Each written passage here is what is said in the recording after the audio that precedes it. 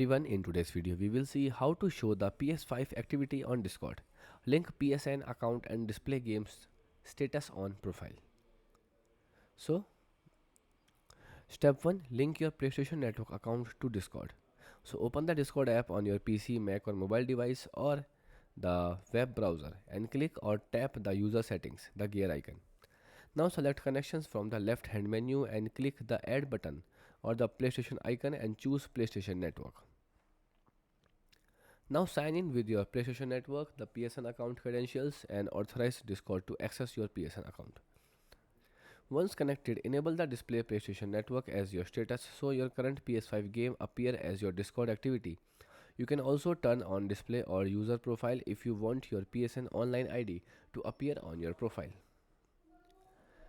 The step 2, update your PS5 privacy settings.